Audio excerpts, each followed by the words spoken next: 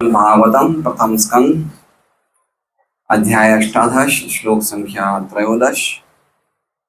अरे सॉरी, श्लोक संख्या अध्याय 18 श्लोक संख्या 14 अनुवाद एवं तात्पर्य कृष्ण कृपा मूर्ति श्री श्रीमद अभय चरणारविंद भक्ति विधान स्वामी श्री प्रभुपाद द्वारा।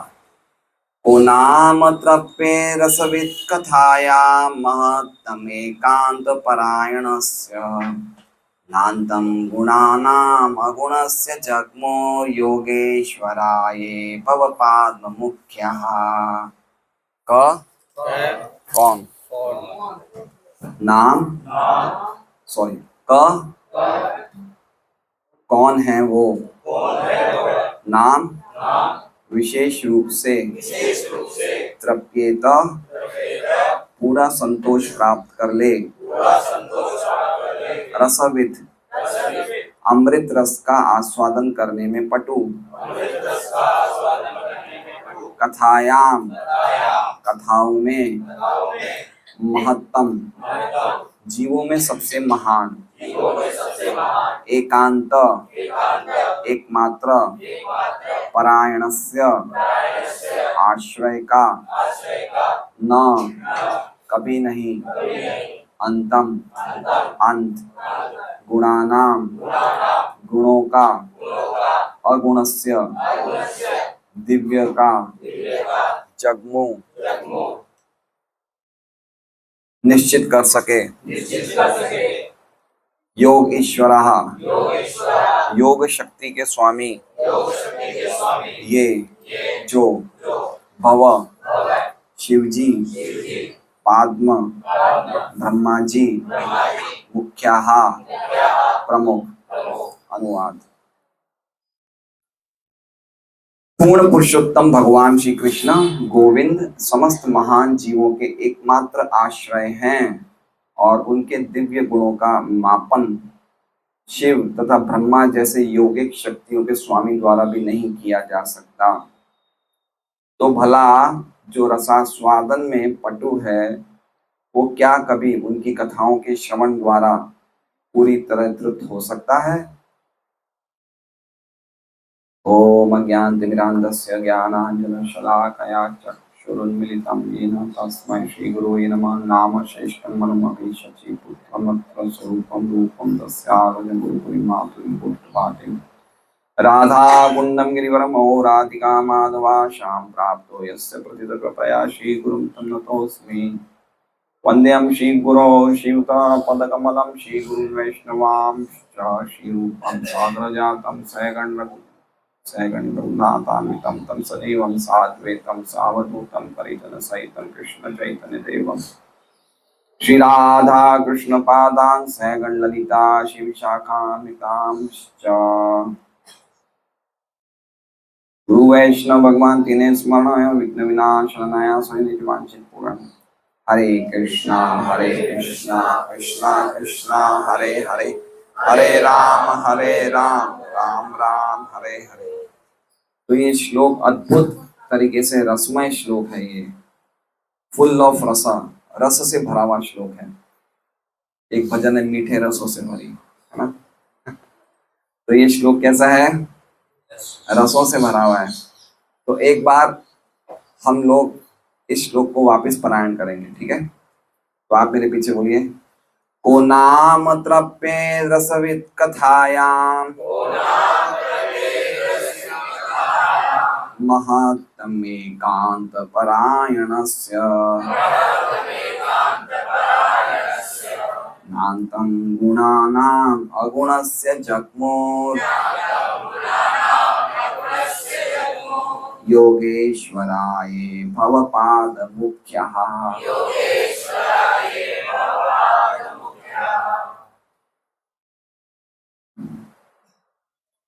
तो सभी भक्तों का भागवत क्लास में स्वागत है। तो हमने देखा कि कैसे श्लोक संख्या 9 से लेकर 23 तक भगवान की कथाओं की श्रवण की महिमा का वर्णन किया है। शौनक आदि ऋषि सूत गोस्वामी से चर्चा कर रहे हैं और सूत गोस्वामी से पिछले श्लोक में उन्होंने उनके संग की प्रशंसा करी। क्या करी? संग की प्रशंसा की। मुझे हमें आप सबका संग मिल रहा है हम सबको आपका संग प्राप्त हो रहा है तो उसकी प्रशंसा करी। क्या श्लोक था? क्या श्लोक था?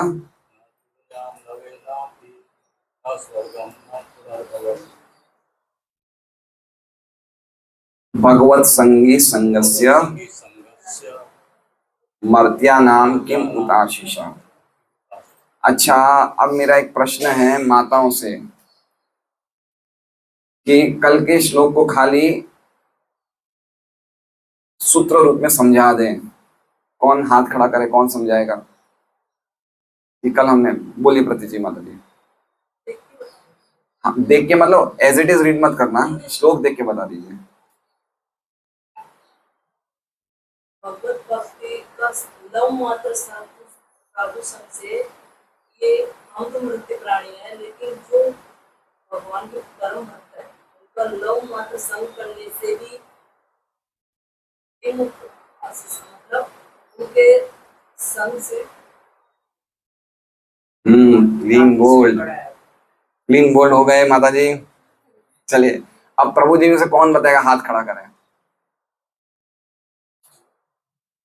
गौरदान रूप बताइए। भगवान के भक्तों के लिए लव मात्र संग से भी हमको मोक्ष और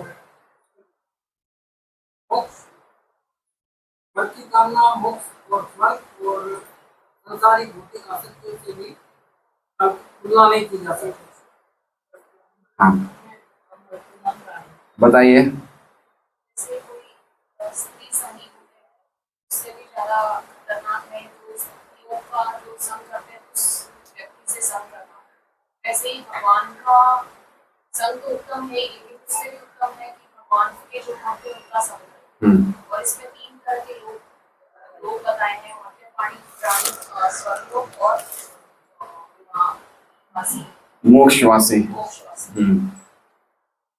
तो आप लोगों ने मोटा मोटी सब सही बताया है, लेकिन एक बार हम वापस पुनरावलोकन कर लें कि क्या हमारा श्लोक का अर्थ था। तुलयाम लवेनापि भगवत भक्ति संगस्य। तो भगवान के जो भक्त होते हैं उनसे हमें जो सत्संग प्राप्त होता है, चाहे वो लव मात्र का ही क्यों ना हो। कितना?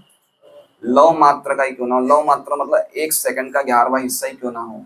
बीतने समय की तुलना ना तो स्वर्गवास से करी जा सकती है जहाँ पे हम लाखों साल रहते हैं, ना ही अपुनर्भवम, या तो हम ब्रह्म ज्योति में चले जाए जहाँ हम करोड़ों साल रहते हैं।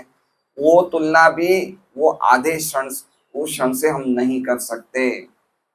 ठीक है?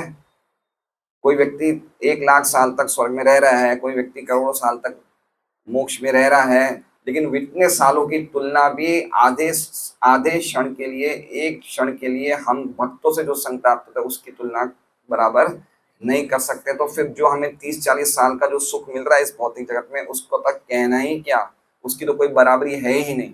जब स्वर्ग के सुख की, मोक्ष के सुख की, या वहां पे रहने की बराबरी एक भक्त के संग के आधे क्षण से भी नहीं हो सकती, तो फिर हम जो 30-40-50 साल का जीवन जी रहे हैं भोग वाला, उसकी तो बराबरी करने का कोई प्रश्न ही नहीं। समझे बात को आप?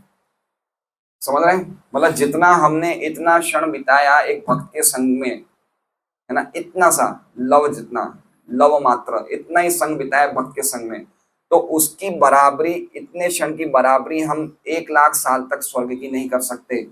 वो 1 लाख साल बड़ा है या इतना क्षण बड़ा है? इतना क्षण बड़ा है। उसी प्रकार से उस लव की बराबरी हम 1 करोड़ साल से भी नहीं कर सकते। अगर हमें अपवर्ग मिल गया है या हम लोग ब्रह्म ज्योति में मिल गए, उससे भी नहीं कर सकते। क्यों नहीं कर सकते? क्योंकि आपस में दोनों में कोई तालमेल ही नहीं है। क्या एग्जाम्पल दिया था विश्वनाथ चक्रवर्ती ठाकुर ने? कौन सा उदाहरण दिया था कि भक्तों का संग क्या है? मेरू पर्वत। और स्वर्ग और मोक्ष का संग क्या है? राय का दाना। तो बराबरी हो ही नहीं सकती है ना। तो वो चीजें ही दोनों कंप्लीटली अलग है। तो ये देखिए, ये जो पिछला वाला श्लोक था, ये हमारा, जैसे हमने कहा कि ये हमारी भक्ति का बैकबोन है, रीढ़ की हड्डी है, कि हमें स्ट्रेंथ मिलती है, हमें भक्तों का संग करना चाहिए। और ये कौन कह रहे हैं? शौनक आदि ऋषि। तो जब भी कोई साधु या कोई महात्मा व्यक्ति कोई स्टेटमेंट देता है, तो उसको ये मानना चाहिए कि वो हमारे लिए व्यवहार है। समझ रहे हैं? ये चैतन्य चेतन का बहुत अच्छा श्लोक है, धर्म संस्थापन हेतु साधुर व्यवहार। साधु जो भी काम करता है क्यों करता है? कि सामान्य व्यक्ति के लिए एक धर्म की स्थापना हो जाए। ये ऐसा नहीं कि हमने सुना और शौनकादि ऋषि कुछ सेंटिमेंटल हो गए थे, उन्होंने उस टाइम जो बात बोल दी, नहीं, वो जो बात बोल रहे हैं वो आने वाली पीढ़ियों के लिए एक धर्म की स्थापना का एक ब्रिज हो गया ये। ठीक है, वो एक तरह से आप समझिए महाजन है और महाजन ने जो बात बोली उसको हमें फॉलो करना चाहिए। इसे कहते हैं श्रवण करने का प्रॉपर वे, कि हम उस चीज को फॉलो करके भी इन्होंने कहा है तो बात बिल्कुल सही है ना। तो ये कल का श्लोक हमने पढ़ा था। साधु संघ की प्रशंसा करते हुए अब अपने श्रवण की उत्सुकता को और ज्यादा प्रस्तुत कर रहे हैं इस श्लोक में। क्या कर रहे हैं? साधु संघ की महिमा का प्रशंसा करते हुए अब और ज्यादा श्रवण के प्रति वो कितने उत्सुक हैं उसके लिए ये श्लोक बोल रहे हैं। ठीक है ना, इसलिए और ज्यादा कि हम लोग अभी अभी अभी हमें खाली साधु संग मिलना ही काफी नहीं है, हमें आप बैठे रहिए, हमें और सुनाइए और सुनाइए, आप बोलते रहेंगे हम सुनते रहेंगे, है ना। मतलब इतने सुनने के वो क्या कहते हैं उसे, आतुर थे। मुझे अच्छी तरह याद है कि हम लोग 2015 में वहां गए थे जगन्नाथपुरी मायापुर, और इस सुबह 4 बजे कौन सी ट्रेन जाती है? हावड़ा। इसमें गए, दिवाली के बाद की बात है, आप लोगों में से बहुत सारे गए होंगे पर। तो वो ट्रेन में इतनी भीड़ थी, क्योंकि दिवाली के बाद तो भीड़ रहती है, तो दरवाजों पे भी घुसने का हमें जगह नहीं मिल पाई। तो हमने कैसे घुसे? वो इमरजेंसी खिड़की होती है ना जिसमें वो नहीं होती है, सलाखें नहीं होती है, उसमें से जबरदस्ती हम घुसे हैं। ये जबरदस्ती घुसे, तो आप समझ रहे हैं। तो ऐसे सुनने का हमें इच्छा नहीं कि जबरदस्ती सुनना चाहिए, समझ रहे हैं कि सुनना है, हमें सुनना है। तो इस प्रकार के ये आग्रही थे कि हमें बताओ, हम आप बोलिए, हम सुनेंगे हम सुनेंगे। तो कह रहे हैं को नाम तृप्येत रसवित कथायाम। को मतलब कौन ऐसा होगा, नाम मतलब कौन ऐसा विशेष व्यक्ति होगा, रसवित, रसवित मतलब जो रसामृत के आस्वादन करने में पटु, ऐसा कौन व्यक्ति होगा जो तृप्येत, जो तृप्त हो पाएगा। क्या हो पाएगा? तृप्त हो सकेगा। किस चीज में? कथायाम, भगवान की कथाओं को सुनने से तृप्त हो सकेगा। ऐसा कौन रसों को जानने वाला पटु व्यक्ति होगा? इसका मतलब कौन होगा? कोई नहीं होगा। समझ रहे बात को? कैसा है ये उदाहरण, कैसा प्रस्तुत कैसे कर रहे हैं सेंटेंस को नाम तृप्येत रसवित कथायाम। ऐसा कौन रसवित व्यक्ति होगा? रसवित मतलब समझ रहे हैं, रसों को आस्वादन करने में पटु, एक्सपर्ट। रसवित का मतलब समझ रहे हैं। जैसे अभी मान लीजिए कि यहाँ हम लोग कथा सुन रहे हैं, ठीक है, अब हम में से कोई व्यक्ति रसवित होगा और कोई व्यक्ति रसवित नहीं होगा। जैसे मान लीजिए अभी घनश्याम जी हैं, तीसरा दिन है ना घनश्याम जी आज आपका, तो घनश्याम जी को कथा सुनने में अच्छा लग रहा है, लेकिन उनसे कहीं ज्यादा अच्छा किसको लग रहा है? सत्यराज प्रभु को। क्यों? क्योंकि वो कितने साल से आ रहे हैं?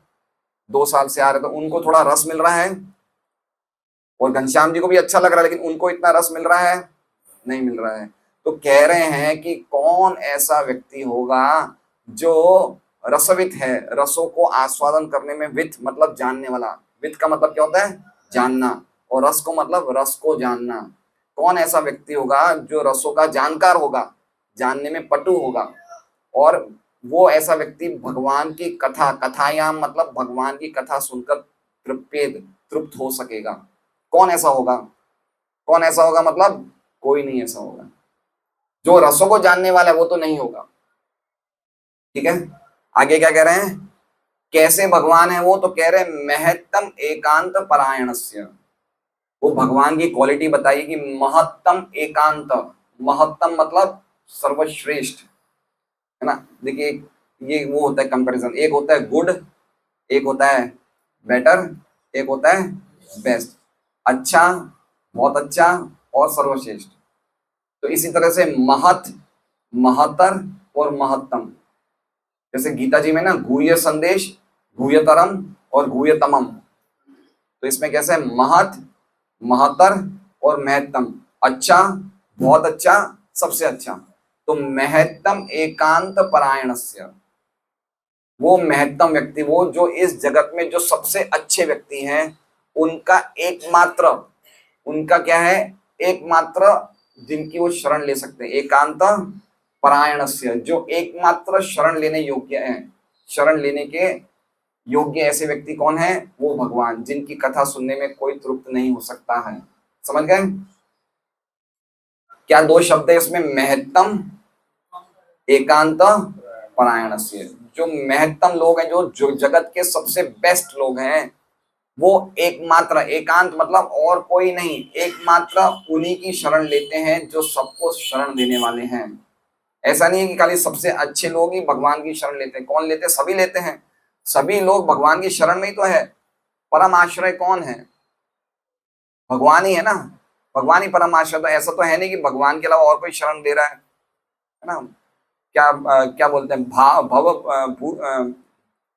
क्या कहते हैं, भव पालन, क्या बोलते हैं, नहीं, भूतनाथ, भूत पालन, भूत, हम सबको पालन करने वाले कौन है? भगवान है। लेकिन पर्टिकुलरली भगवान किसके आश्रय हैं? जो सबसे बेस्ट लोग हैं, महत्तम एकांत परायणस्य। तो क्या वो जो जिन्होंने भगवान की शरण ली, जिन्होंने जिनके आश्रय में है, तो वो क्या ब्रह्मांड का व्यक्ति है ना। जैसे मान लीजिए कि हम लोग, सब लोग मोदी को बहुत चाहते हैं, ठीक है, कि मोदी में बहुत अच्छे गुण हैं। मोदी कहाँ का है? इस जगत का ही व्यक्ति है, ठीक है। तो जो इस जगत के सबसे अच्छे व्यक्ति हैं, उन्होंने जिसकी शरण ली है, वो कहाँ का व्यक्ति है? वो इस ब्रह्मांड का नहीं है। वो क्या है? अगुणस्य।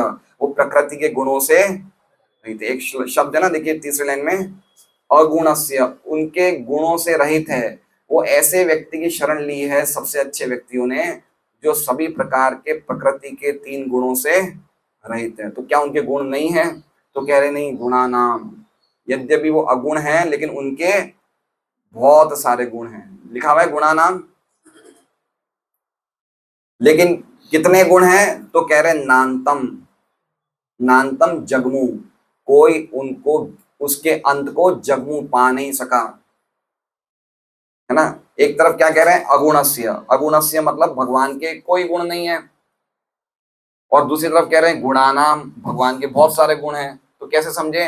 जो पहला अगुणस्य है, उसका मतलब ये कि भगवान के कोई भौतिक गुण नहीं है,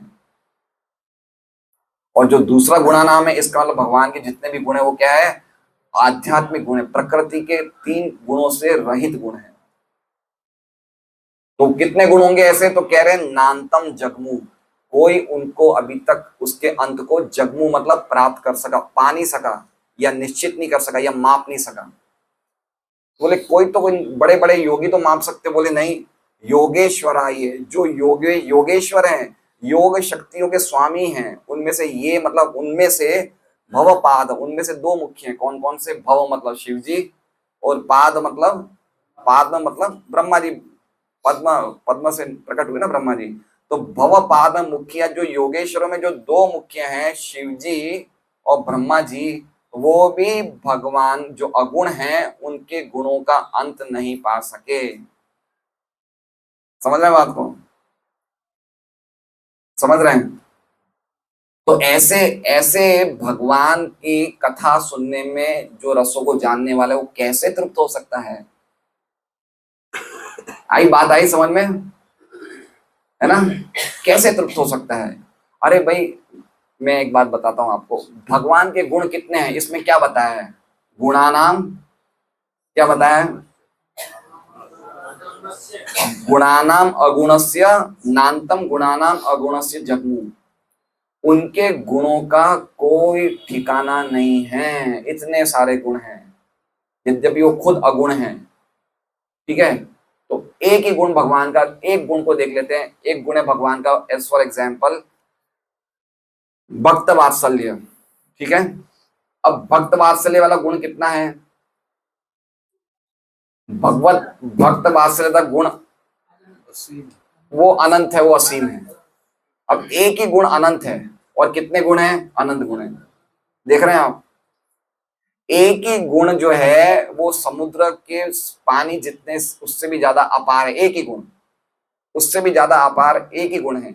और गुण कितने हैं? अनंत। तो बोले इतने गुण हैं, इतने गुण हैं कि जो योगेश्वर हैं, जिन्होंने सभी प्रकार की, योगेश्वर मतलब समझ रहे हैं, 8 जो योग की सिद्धियां हैं, छोटे से छोटा, हल्के से हल्का, भारी से भारी, जो योगेश्वर हैं वो भी भगवान के गुणों का अंत नहीं पा सके। बोले ब्रह्मा जी पा सके? बोले नहीं, वो भी नहीं पा सके। तो ऐसे अद्भुत गुण है भगवान के। पॉइंट समझ में आ रहा है क्या बोला जा रहा है इसमें? एक बार क्या हुआ कि जैसे इसमें शिव और ब्रह्मा की बात आ रही है, ये भव पाद मुख्या है ना, भव मतलब शिव जी और पाद में मतलब ब्रह्मा जी। तो अभी सावन महीना चल रहा है, शिव जी की पूजा अभी सब करते ही हैं, परम वैष्णव है शिव जी। तो एक बार बड़े बड़े ब्रह्मांड के ऋषियों में बैठक हुई। बोले 3 देवता हैं। कौन से 3 देवता हैं? ब्रह्मा विष्णु महेश। तीनों में सर्वश्रेष्ठ मूर्ति कौन है, सबसे सर्वश्रेष्ठ कौन है? तो सब ऋषियों ने प्रतिनिधि चुना, किनको? भृगु मुनि को। बोले आप जरा तहकीकात करो कौन बेस्ट है इनमें से, क्योंकि हमें नक्की करना है ना। मैंने कहा क्या कहा? धर्म संस्थापन हेतु साधुर व्यवहार। साधु का व्यवहार क्या होता है कि सामने वाले लोगों के लिए एक धर्म की स्थापना करे। तो इन्होंने नक्की किया कि भाई हमें नक्की करना है, आने वाले लोगों को बताना है सर्वश्रेष्ठ कौन है। तो बोले आप जाइए, परीक्षा लीजिए तीनों की। तो सबसे पहले भृगु मुनि ब्रह्मा जी के कोर्ट में आते हैं, ब्रह्मा जी की सभा में आते हैं। ब्रह्मा जी उनके बाप हैं, भृगु मुनि ब्रह्मा जी से तो उत्पन्न हुए हैं।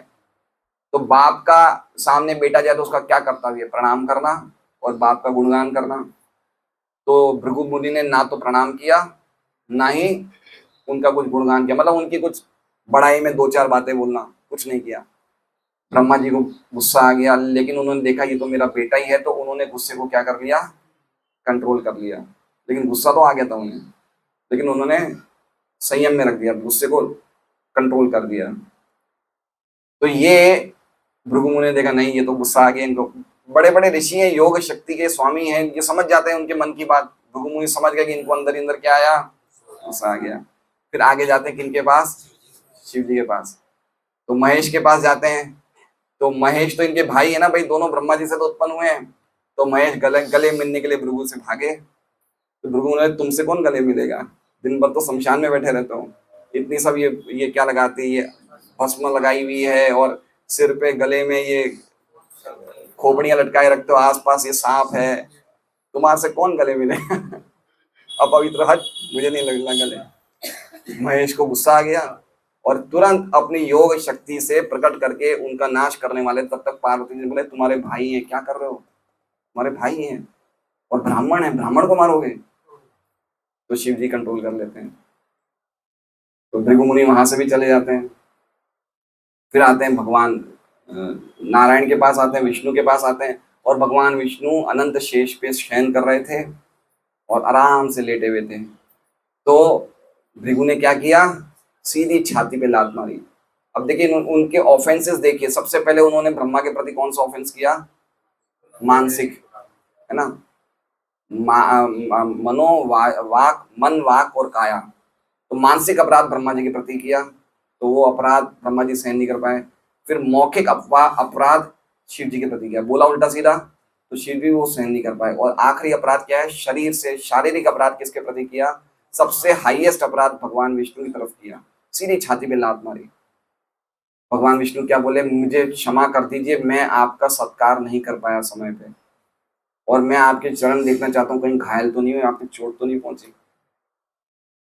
तो ये जब सुना भृगु ने तो तुरंत समझ गए कि उन्होंने अपना डिसीजन ले लिया। फिर उन्होंने वो गए वापस वहां पे अपने ऋषियों की सभा में और उन्होंने कहा कि सबसे सर्वश्रेष्ठ कौन है? विष्णु है। तो कहा गया है कि ब्रह्मा और शिव भी विष्णु के गुणों को गिन नहीं सकते, तो हम गिन सकते हैं, पहली बात। दूसरी बात, हम उनको श्रवण करने के भी अधिकारी नहीं हैं, क्योंकि इतने शक्तिशाली भगवान की लीलाएं हैं, भगवान की कथाएं। कृष्ण कथा इतनी शक्तिशाली है, इतनी असीम है, इतनी अपार है कि ब्रह्मा और विष्णु भी उसका अंत नहीं पा सके, तो हम मर्त्य प्राणी कैसे उन कथाओं को समझने में सामर्थ्यवान हो सकते हैं? समझ रहे बात को? ब्रह्मा, इसमें योगेश्वर किसको बताया है? शिव जी को। शिव जी की क्या योग शक्ति है बताइए? गंगा जी आ रही थी, प्रकट हो रही थी गंगा जी, और अंतरिक्ष से जब गंगा जी आने वाली थी तो उन्होंने मना कर दिया, मैं पृथ्वी पे नहीं गिरूंगी क्योंकि मेरा फोर्स इतना है कि पूरी पृथ्वी ही डूब जाएगी। तो शिव जी ने क्या किया? शिव जी ने गंगा जी का फोर्स अपनी जटा पे धारण किया। तो योगेश्वर है ना, योग शक्ति है, इसलिए तो ऐसा कर पाए, है ना। और एक तात्पर्य में बताएंगे कि उन्होंने क्या योग शक्ति करी, लेकिन वो जो गंगा जी का फोर्स सिर पे धारण कर पाए, वो व्यक्ति भी कृष्ण कथा सुनने का अंत नहीं पा पाया। कितनी स्ट्रॉन्ग है कृष्ण कथा, कितनी असीम है। तो क्या हम योग्य हैं? हम समझ सकते हैं कृष्ण कथा? नहीं। लेकिन क्यों समझ पा रहे हैं? क्योंकि बड़े बड़े हमारे आध्यात्मिक आचार्य गुरु हैं, वो आध्यात्मिक शक्ति संपन्न है, तो उनकी कृपा से हम समझ पा रहे हैं। जैसे वेद व्यास जी, शुद्धदेव गोस्वामी, हमारे आचार्य प्रभुपाद, तो उनके हम चिरकाल तक ऋणी हैं, नहीं तो हम नहीं समझ सकते। पॉइंट समझ रहे हैं बात का? क्या बोलना चाहते हैं यहाँ पे कि ब्रह्मा शिव नहीं समझ सकते हैं, जिनके पास सभी प्रकार की शक्तियां, लोग उनकी उपासना करते हैं, तो हम क्या योग्यता है? लेकिन बस ये योग्यता है कि हमें इतने बड़े बड़े आचार्यों ने हमें समझाने के लिए सामर्थ्य बनाया। तो हम 30-40, जो ये करोड़ों साल तक नहीं भगवान की लीलाओं का अंत पा सके, तो हम 30-40 साल के जीवन में पा पाएंगे? तो हमें समझना चाहिए, नहीं समझना चाहिए?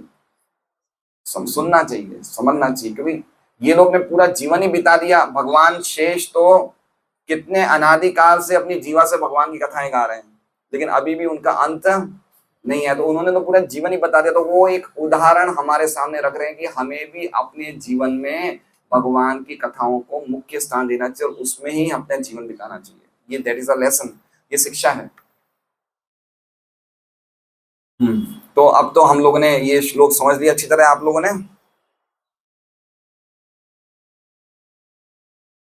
तो हम श्रीधर स्वामी की वो पढ़ते हैं टीका। रसवित, रसवित मतलब रसज्ञ, समझ रहे? रसवित का मतलब रसज्ञ, श्रेष्ठ ज्ञानी पुरुषों का एकमात्र परम अयनम आश्रय रूप कौन है? भगवान। और वो कैसे हैं? अगुणस्य, मतलब प्रकृति के गुणों से रहित है। ऐसे भगवान की कल्याणकारी कल्याणकारी गुणों का कोई अंत नहीं है ना। एक बहुत सुंदर श्लोक है भागवतम में, उसमें कहा है कि आने वाले समय में साइंटिस्ट हो सकता है एटम्स को गिन ले, है ना, ब्रह्मांड के एटम्स को, अणुओं को गिन ले, लेकिन कौन ऐसा व्यक्ति हो सकता है जो भगवान विष्णु के गुण गिन सकता है? जो योगेश्वर हैं वो भी अभी तक उनके अंत को प्राप्त नहीं कर पाए। वो इतने सारे गुण हैं कि वो गिनना ही संभव नहीं है। भव का मतलब शंकर भगवान है, और पाद्म का मतलब ब्रह्मा जी हैं, जो उनमें मुख्य है। ठीक है, अब हम विश्वनाथ ठाकुर की टीका पढ़ते हैं। वो लिख रहे हैं, अब वो क्या लिंक बता रहे हैं, बहुत सुंदर लिंक बता रहे हैं। वो कह रहे हैं कि ये बात तो सही है कि भक्तों का संग बहुत ही वंदनीय है। हमने पीछा पढ़ा पढ़ा था ना पिछले श्लोक में, तुलयाम लविनम। ये बात तो संग है, बिल्कुल सही है, क्योंकि उनके बिना कथा में स्वाद नहीं मिल सकता। समझ रहे बात को? जिसको कृष्ण कथा में स्वाद आ रहा है, उसे से जब व्यक्ति सुनेगा तो ही उसे स्वाद आएगा, अन्यथा नहीं आएगा। पॉइंट समझ रहे हैं? कोई भी व्यक्ति जो प्रोफेशनल कथाकार हो या जो पैसों के लिए कथा करता हो, जिसको कृष्ण कथा करने का एक उसके पीछे एक हेतु है, एक मोटिव है, एक उद्देश्य है, तो वो व्यक्ति से चाहे हम 1000 साल तक भी कृष्ण कथा सुनेंगे, हमें अटैचमेंट नहीं होगा। तो क्या कह रहे हैं, ये बात बिल्कुल निश्चित है कि भक्तों के संग से हमें कृष्ण कथा सुनने में स्वाद आ रहा है। तो फिर ये बोल सकते हैं सूत गोस्वामी कि अब तो आपको स्वाद आ रहा है, अब मैं जाऊं क्या? बोल सकते हैं ना। तो उसके लिंक में ये श्लोक है, नहीं हमें अभी स्वाद पूरा नहीं, हम तृप्त नहीं हुए, हमें और सुनाइए। समझ रहे हैं? लिंक समझ रहे हैं? बोले अब तो आपको स्वाद आना शुरू हो गया है और आपको मेरा संग भी मिल गया है ना। सुखदेव गोस्वामी तो कोई जगह आधे घंटे से ज्यादा रुकते नहीं थे, तो मैंने इतनी देर से आपको सुना रहा हूँ, अब आपको टेस्ट आने लगे तो मैं जाऊं क्या? बोले नहीं, अभी हम तृप्त नहीं हुए हैं, आप सुनाते रहिए। हैं? हाँ, परीक्षित महाराज भी ये बोले, आप सुनाते रहिए, चाहे मुझे कोई सांप काट ले, लेकिन आप तो सुनाते रहिए। उस भाव से शौनकादि ऋषि ने श्लोक कहा है। जो व्यक्ति रसों का जानकार होगा, जो व्यक्ति रसों का जानकार होगा, वो कैसे भगवान की कथाओं से संतुष्ट हो सकता है, जो भगवान बड़े बड़े भक्तों के परम आश्रय हैं। देखिए, एक दो चीजें देखिए आपने, एक क्या लिखा हुआ है, एकांतिका परम आश्रय। एकांतिक मतलब एकमात्र, और परम आश्रय मतलब सबसे बड़े आश्रय। एक बच्चे का एकांतिक आश्रय कौन होता है? माँ होती है। एक पत्नी का एकांतिक आश्रय कौन होता है? पति होता है। एकांतिक तो हुआ है ना, पत्नी पति पे ही पूरा विश्वास करती है, लेकिन वो परम आश्रय है नहीं, है ना। परम आश्रय नहीं, क्योंकि पति भी एक दिन चला जाएगा, तो उस पर पूरा तो आश्रय नहीं रखा जा सकता है ना। परम आश्रय तो दोनों चीजें हैं। हमें ऐसा आश्रय ढूंढना चाहिए जो एकमात्र हो और जिसके ऊपर और कोई ना हो। इसलिए यद्यपि शिव और ब्रह्मा का नाम लिया है, लेकिन ये सबसे शक्तिशाली, एक्चुअली में शिव तो एक तरह से देखा जाए तो ब्रह्मांड के परमेश्वर ही है। अगर शिव जी को ये कहा जाए कि ब्रह्मांड के परमेश्वर है, तो इसमें कोई भी गलत बात नहीं है, क्योंकि वो परम परमेश्वर कृष्ण का प्रतिनिधित्व कर रहे हैं। इसलिए उन्हें बोला जा सकता है भौतिक जगत के वो परमेश्वर है। तो वो भी इतनी ऊंची पोस्ट में आने के बाद भी उन्होंने किसी ना किसी का आश्रय लिया है, वो इंडिपेंडेंट नहीं है, है ना। तो इसका मतलब ये समझना चाहिए कि चाहे कोई व्यक्ति कितना ही बड़ा क्यों ना हो जाए, अल्टीमेटली उसको आश्रय तो कृष्ण का ही लेना पड़ेगा। आगे कह रहे हैं कि उनके गुण जो हैं प्रकृति के गुणों से रहित है। ये कृष्ण के गुणों का माधुर्य बता रहा है। क्या बता रहा है? माधुर्य, कि कितने स्वीट है उनके गुण, कितने उनके गुण स्वीट है। और दूसरी जगह लिखा है कि उनके गुण अनंत हैं, उनका कोई अंत नहीं है। ये कृष्ण के गुणों का ऐश्वर्य बता रहा है। दो चीजें समझ रहे हैं। एक तो उनका एक गुण, हमने क्या कहा था कि एक गुण कितना है भगवान का? सागर की, समुद्र की पानी से भी ज्यादा एक गुण है। एक गुण इतना महान है जो उसको भी हम पूरी तरह से, एक गुण को भी पूरी तरह से हम नाप नहीं सकते। तो ये क्या बता रहा है? उनका माधुर्य। और ऐसे कितने गुण हैं? अनंत है। ये क्या बता रहा है? उनका ऐश्वर्य। ऐश्वर्य माने, ऐश्वर्य किसे बोला जाता है? कि कितने महान है कोई व्यक्ति, तो उसका ऐश्वर्य प्रकट होता है। जैसे भगवान की वैकुंठ में ऐश्वर्य भाव से भक्ति होती है और गोलोक में माधुर्य भाव से। तो एक तो उनकी स्वीटनेस हो गई, एक उनका बड़प्पन हो गया। तो स्वीटनेस क्या कि एक गुण को ही हम इतने मधुर हैं भगवान के गुण, की एक गुण को भी हम पूरे लंबे टाइम तक गाते रहेंगे तो भी उसका अंत नहीं होगा। ये तो उनका माधुर्य हो गया। और ऐश्वर्य क्या है? कि ऐसे कितने गुण हैं, इन गुणों की गिनती नहीं है, तो ये हो गया ऐश्वर्य। देख कितनी चीजें बताते हैं हमें आचार्य लोग। आगे बता रहे हैं कि जो योग के स्वामी हैं वो भी भगवान के आध्यात्मिक गुणों की गुणावली को पूरा नहीं कर सकते। वो भगवान कैसे हैं? वो अगुणस्य हैं। अगुणस्य मतलब उनके कोई भी भौतिक गुण नहीं है। ठीक है, हम प्रभुपाद जी का तात्पर्य पढ़ते हैं। मतलब ये समझना चाहिए, एक श्लोक है गीता जी में, मेरे हिसाब से 16वें अध्याय में है, जिसमें ऐसे कॉन्ट्रीडिक्टरी क्वालिटीज बताई है। एक तरफ बताया कि वो निर्गुण है, एक तरफ बताया वो गुणों के स्वामी है। कौन सा श्लोक है, याद है आपको? सदर्शन प्रभु, बहुत सुंदर श्लोक है। एक तरफ वो है, हाँ हाँ हाँ, सर्वेंद्रिय सर्वेंद्रिय गुणाभासम सर्वेंद्रिय विवृद्धम, ऐसे कुछ है। निर्गुणम गुण भोक्तश्च, सर्वेंद्रिय गुणाभासम सर्वेंद्रिय विवर्जितम असक्तम सर्वभ्रच्य निर्गुणम गुण भोक्तृ। सर्वेंद्रिय गुणाभासम सर्वेंद्रिय विवर्जितम। एक तरफ तो वो इंद्रियों के, भगवान क्या है? इंद्रियों के सोर्स है। हमारे सब इंद्रियों के सोर्स कौन है? भगवान। सर्वेंद्रिय गुणाभासम सर्वेंद्रिय विवर्जितम। और एक तरफ क्या है? उनकी इंद्रियां नहीं है। तो ऐसे श्लोकों को कैसे समझे कि उनकी भौतिक इंद्रियां नहीं है लेकिन आध्यात्मिक इंद्रियां है। तो उसी तरह से अगुणस्य मतलब उनके भौतिक प्रकृति के गुण नहीं है लेकिन आध्यात्मिक गुण है। एक उदाहरण देखिए, महेंद्र जी आए क्या कथा में?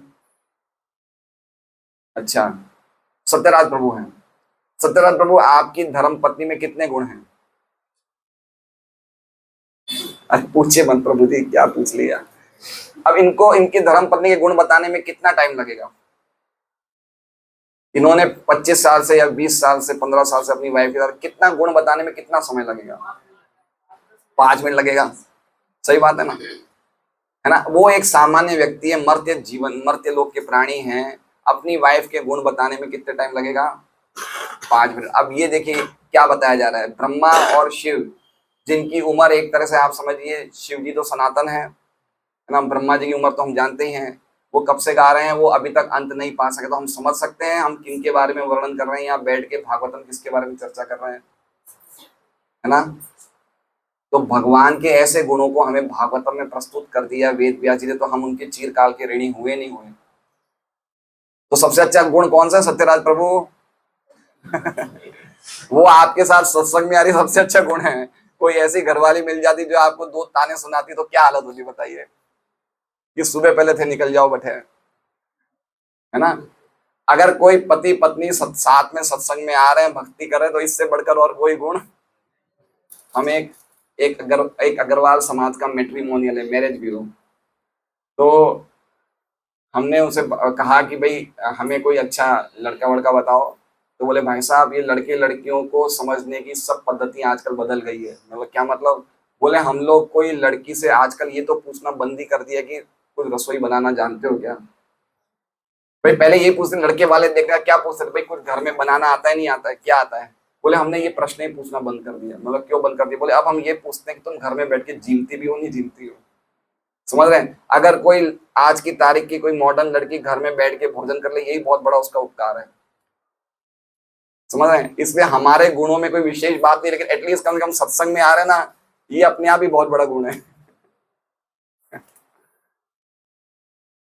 ठीक है, हम तात्पर्य पढ़ते हैं। तात्पर्य, शिवजी तथा ब्रह्मा जी 2 प्रधान देवता हैं, ये योग शक्ति से परिपूर्ण हैं। ब्रह्मा जी की योग शक्ति पता है आपको? कोई उदाहरण दे सकते हैं? भागवतम में क्या किया था उन्होंने? हाँ, सखाओं को और ग्वालों को और बछड़ों को उन्होंने किडनैप कर लिया था, है ना? और ऐसे कैसे उन्होंने वापस, उन्होंने तो नहीं किए थे, लेकिन वो तो भगवान ने किए थे, लेकिन अपनी योग शक्ति से उन्होंने तुरंत। तो ऐसी योग शक्तियां होती है इंद्र के पास, ब्रह्मा जी के पास, बड़े बड़े ये लोग, सूर्य देव के पास ऐसी योग शक्तियां होती है, कुछ भी कर सकते हैं ये। हमारे मन में भी प्रवेश कर सकते हैं, हमें जो चाहे वैसे काम करवा सकते हैं, है ना? ऐसा कर सकते हैं ये। तो ये योग शक्ति से परिपूर्ण है। उदाहरणार्थ, शिवजी ने उस विष का सागर पी लिया जिसकी एक बूंदी सामान्य जीव को मारने के लिए। तो एक उदाहरण दे रहे हैं प्रभुपाद की क्या होता है योग शक्ति का अर्थ, ना पूरा विष का समुद्र पी लिया, है ना? आज मान लीजिए अगर हम एक मिर्ची ज्यादा खा ले तो हमारा पेट गड़बड़ा जाए, नहीं गड़बड़ा जाए, है ना? तो हमारी स्थिति बताएगी हम लोग कौन है और शिव जी की क्या स्थिति है। शिव जी एक्चुअली में इस जगत के जीव नहीं है। शिव जी को हम जीव नहीं मान सकते, जीव तत्व नहीं है वो हमारे सामान्य जीव नहीं है शिव जी। शिव जी भगवान से अभिन्न भी हैं और भिन्न भी हैं, वो भगवान से अलग भी हैं और एक भी हैं। इसलिए हम समझना चाहिए कि ऐसे व्यक्ति योगेश्वर हैं, उनकी शक्तियां क्या है वो बता रहे हैं, जिसकी एक ही बूंद ही सामान्य जीवों को मारने के लिए पर्याप्त थी। लेकिन शिव जी क्या करते हैं, हमेशा भगवान की कथाएं सुनते हैं, है ना? शिव जी के 5 मुख हैं, एक मुख से कथाएं सुनते हैं, एक मुख से नाम लेते हैं। कोई डिस्टर्बेंस नहीं चाहिए, कोई बीच में आता जाओ तुम्हें जो चीज ले जाओ, परेशान मत करो मुझे, है ना? ये इसलिए शिव जी के पास लोग जाते हैं ना कि उनको तुरंत मिल जाता है आशीष। तो क्यों? वो भगवान की कथाओं में और नाम में इतने ज्यादा रसवित हैं, रसों को प्राप्त कर रहे हैं कि वो और चीजों से उनका कोई लेने देना ही नहीं है। No disturbance please, get out. क्या मांगना है मांग लो, है ना? शिव जी प्रसन्न नहीं होते, जो व्यक्ति उनसे भौतिक चीज मांगते हैं उनसे शिव जी प्रसन्न नहीं है। शिव जी कृष्ण भक्त से प्रसन्न होते हैं कि भाई ये कृष्ण भक्ति मांगने आया है, तो शिव जी बहुत प्रसन्न होते हैं। इसी प्रकार ब्रह्मा जी ने शिव जी समेत अनेक देवताओं की सृष्टि की, अतएव ये दोनों ईश्वर अथवा ब्रह्मांड के स्वामी है ना, ग्रेट हैं, दोनों महान हैं। ब्रह्मा जी ने काफी संतानों की उत्पत्ति खाली अपने मन से कर ली, है ना? मन से सोचा कि बच्चा हो जाए तो हो गया। नारद जी, 4 कुमार, सब मन से हुए हैं सब। किंतु वे परम शक्तिमान नहीं हैं। परम शक्तिमान तो गोविंद अथवा श्री कृष्ण है। कौन सा श्लोक है? ईश्वर परमा कृष्ण सचिदानंद विग्रह अनादिर आदिर गोविंद सर्व कारण कारण। ये श्लोक भी प्रभुपाद ने लिखा है। वे दिव्य हैं और उनके दिव्य गुणों का मापन शिव तथा ब्रह्मा जैसे शक्तिशाली ईश्वरों द्वारा भी नहीं किया जा सकता। अतएव भगवान कृष्ण बड़े से बड़े जीव के एकमात्र आश्रय हैं। ब्रह्मा की गिनती जीवों में की जाती है किंतु वह हम सबों से महानतम है। तो फिर महानतम जीव भगवान कृष्ण की दिव्य कथाओं के प्रति इतना आसक्त क्यों हैं? ठीक है, ये किस बात पे बोल रहे हैं? महानतम एकांत परायणस्य, उस बात पे इन्होंने ये प्रभुपाद लिखा है। और जो पहला सेंटेंस लिखा था वो किस पे लिखा था? योगेश्वराय भव पात्मा मुख्य, जो ब्रह्मा और शिव जी की बात बताई। अब आगे किसकी बता रहे हैं? तृप्येत और रसवित की बात बता रहे हैं। तृप्येत और रसवित दो वर्ड्स है ना, शब्द है ना, रसवित और तृप्येत, तो उसके बारे में बता रहे हैं। इसलिए वो इतना आसक्त क्यों है? इसलिए कि वे समस्त आनंद के आगार हैं। हर व्यक्ति हर वस्तु का कुछ ना कुछ आस्वाद लेना चाहता है, किंतु जो व्यक्ति भगवान की दिव्य प्रेमा भक्ति में लगा रहता है वो उसी में असीम आनंद प्राप्त करता है। एक बार ये पूरा पढ़ेंगे हम। भगवान असीम है और उनके नाम गुण लीलाएं पार्षद विविधता आदि अनंत हैं, और जो इनका आस्वाद करते हैं वे असीम रूप से ऐसा करते हुए भी तृप्ति का अनुभव नहीं करते। इस तथ्य की पुष्टि पद्म पुराण से होती है। रमन्ते योगिनोऽनन्ते सत्यानंद चिदात्मनि इति राम पदे नासौ परम ब्रह्मा भी दीयते। योगी जन परम सत्य से असीम दिव्य आनंद प्राप्त करते हैं, इसलिए परम सत्य भगवान राम भी कहलाते हैं ना। मतलब योगियों का बताया, योगी किस में रमण करते हैं? भगवान राम के नामों में रमण करते हैं। रमन्ते योगिनो अनंते, ऐसी दिव्य वार्ताओं का कोई अंत नहीं है। संसारी मामलों में तृप्ति का नियम होता है, लेकिन अध्यात्म में ऐसी तृप्ति नहीं। अब ये सेंटेंस समझना चाहिए। संसारी मामलों में तृप्ति का नियम होता है, लेकिन अध्यात्म में ऐसी तृप्ति नहीं है। तृप्ति का अर्थ पहले हमें समझना चाहिए। ये गो नाम तृप्य, तृप्ति का अर्थ क्या है?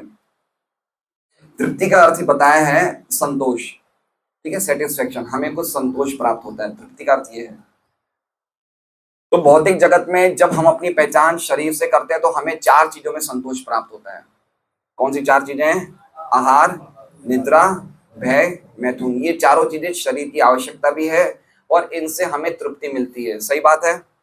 सही बात है ना? बिल्कुल मिलती है, नहीं मिलती है? मिलती है ना? अरे हाँ बोल दो, मैं इसमें कुछ रिस्क नहीं ले रहा हूँ। हाँ बोल दो, मिलती है।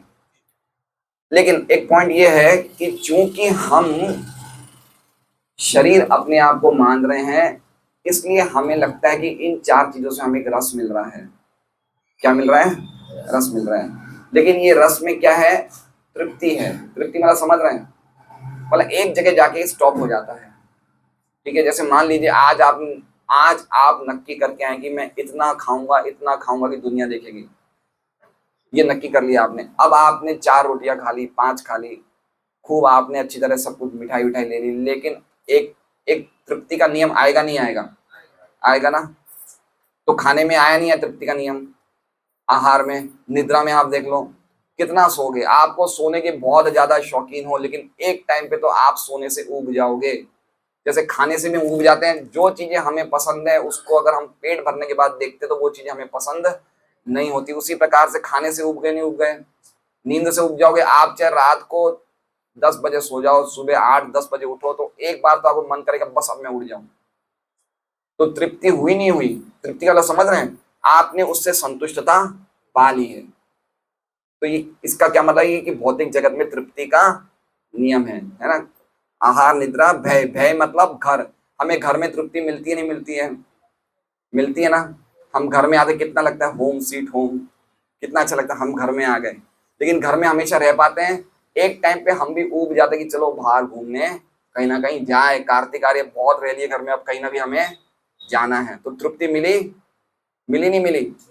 मिली, लेकिन एक हद तक ही मिली, उसके बाद आप ऊब गए। घर में रहना अच्छा है, भय मतलब घर में रहना, अपना बचाव करना। मैथुन, काम सुख में सबको तृप्ति मिलती है, मिलती है ना, चाहे वो 5 मिनट की क्यों ना हो, लेकिन मिलती है, नहीं मिलती है, मिलती है। तो यहाँ क्या ये चारों चीजों में क्या हो गए, हम तृप्त हो गए, और उसके बाद हम उन्हीं चीजों से ऊब जाते हैं। समझ रहे हैं बात को? कोई भी ये 4 चीजों में आप बढ़ोतरी करोगे, आप इनसे ऊब जाओगे। तो एक तरह से तृप्ति का नियम लागू होता है। तृप्ति का नियम मतलब एक पॉइंट पे आके अब आपको और तृप्ति नहीं मिल सकती। हो सकता है आप अगले दिन वापस से रिपीट कर तो मिलेगी, क्योंकि इसके ऊपर हमने कोई चीज देखी ही नहीं है। अगले दिन सोएंगे, अगले दिन खाएंगे, अगले दिन ये सब चीजों में लगेंगे तो वापस तृप्ति मिलेगी, लेकिन वो तृप्ति कहीं ना कहीं बंद हो रही है, नहीं हो रही है? हो रही है। अब ये क्या बता रहे हैं प्रभुपाद की, लेकिन आध्यात्म में ऐसी तृप्ति नहीं है। आध्यात्म में ऐसी तृप्ति नहीं है मतलब क्यों नहीं है? क्योंकि एक तरफ हम भक्ति करते हैं तो एक तरफ तो तृप्त भी हो रहे हैं और दूसरी तरफ अतृप्त भी हो रहे हैं। देख रहे हैं आप बात को, क्या डिफरेंस है? कोई भी व्यक्ति ऐसा नहीं बोल सकता अगर वो अच्छी तरह नाम ले रहा है या भागवत पढ़ रहा है या भागवत सुन रहा है या सत्संग में आ रहा है कि आज मैं आ चुका हूं, अब मैं कल से नहीं आऊंगा। उसकी इच्छा और ज्यादा अतृप्त रह जाएगी। समझ रहे हैं बात को? आपने 4 रोटी खा ली तो आप वापस रोटी मांगोगे? नहीं मांगोगे। लेकिन आपने 4 माला करी तो आप वापस माला करोगे? करोगे। क्यों? क्योंकि तृप्ति भी मिल रही है और साथ साथ में हम अतृप्त भी हो रहे हैं, क्योंकि तृप्ति के नियम भगवान की भक्ति में लागू नहीं है, है ना। इसलिए एक पॉइंट ये समझना चाहिए कि जितना ज्यादा हम आध्यात्मिक चेतना में भगवान की भक्ति में लगेंगे, उतना ज्यादा हमारी भौतिक तृप्ति की चीजें अपने आप ही कम हो जाएगी। अपने आप हमें खाना सिंपल अच्छा लगेगा, है ना। अपने आप हमारी नींद कम हो जाएगी, अपने आप हमारे काम सुख प्राप्त करने की इंद्रिय भोग की इच्छा कम हो जाएगी, है ना। ये सब चीजें अपने आप डाउन हो जाएगी। इसका मतलब क्या होगा? इसका मतलब आपको आध्यात्मिक लेवल पे तृप्ति मिल रही है और साथ साथ में आप अतृप्त भी हो रहे हैं, दोनों चीजें साथ में। नहीं, ऐसा ही श्लोक हमने पिछली बार वेसु प्रोग्राम में था ना, ये तो श्लोक था, को वयम नाम, को वयम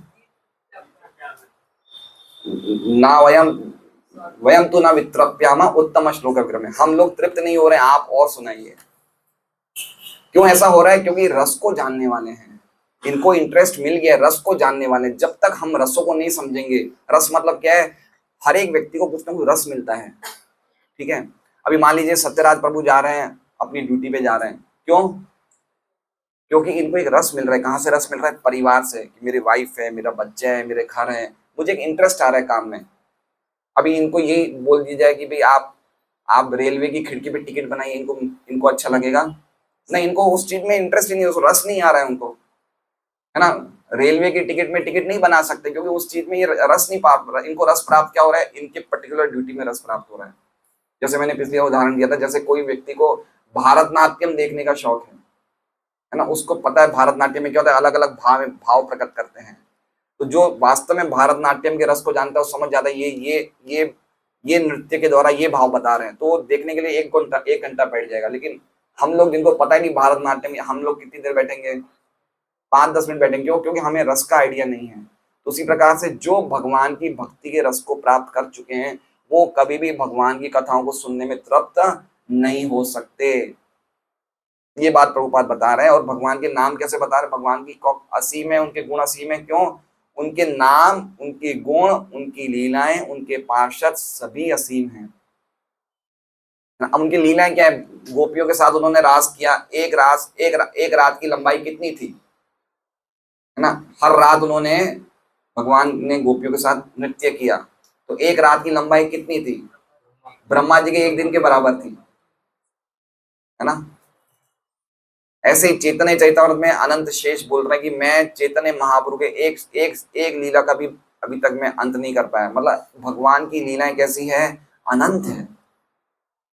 उनको हम नहीं समझ सकते हैं। तो आखिर में चैतन्य चैतामृत में ये बोलते हैं श्री चैतन्य महाप्रभु कि मैं तो एक चिड़िया की तरह हूं। मैंने तो ये भक्ति रसामृत सिंधु में खाली एक बूंद जल अपनी चोंच में लिया है, मैं पूरे रस का आस्वादन नहीं कर सकता। तो हमारी भी योग्यता है कि हम थोड़ा बहुत भक्ति कर सकते हैं, बाकी संपूर्ण भक्ति तो हम, जब भगवान ही अनंत, उनकी भक्ति अनंत है, कितना कर सकते हैं। लेकिन इसका ये नहीं कि हम नहीं करें, हमें करते रहना चाहिए, क्योंकि जितना ज्यादा करेंगे उतना ज्यादा रस आएगा।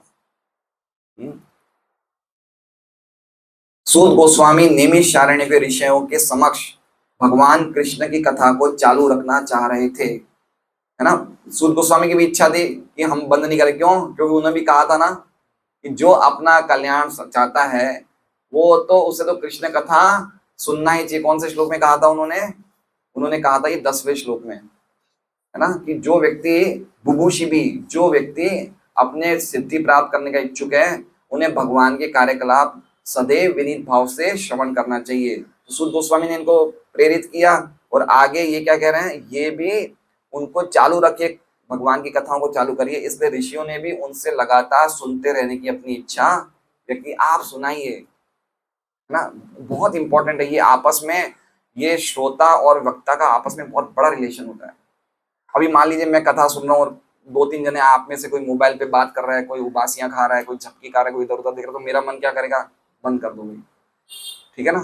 नहीं अच्छा, क्योंकि आपस में रिलेशन। तो सूत गोस्वामी उनको प्रेरित कर रहे हैं और वो उनको एनकरेज कर रहे हैं कि आप सुनाइए, हम बिल्कुल तैयार हैं, आप सुनाइए। क्योंकि भगवान दिव्य हैं और उनके गुण दिव्य हैं, अतएव ऐसी वार्ताएं शुद्ध श्रोताओं के ग्राही भाव को बढ़ाती है ना। ग्राही भाव मतलब और ज्यादा उनमें क्या कहते हैं, रिसेप्टिव मतलब सुनने की और ज्यादा विनीत भाव से श्रवण करने की और ज्यादा इच्छा होती है, मैं और सुनूं और सुनूं और सुनूं। तो कितना अच्छी चीज मिली हमें कृष्ण कथा। हम यद्यपि पूरी तरह से योग्य नहीं है, लेकिन फिर भी हमें कृष्ण कथा सुनने को मिल रही है, तो हमें भी प्रयास करना चाहिए कि सुनते रहें सुनते रहें सुनते रहें। ये हमारा क्या एटीट्यूड होना चाहिए, ठीक है। हरे कृष्णा। श्रीमद् भागवतम की जय।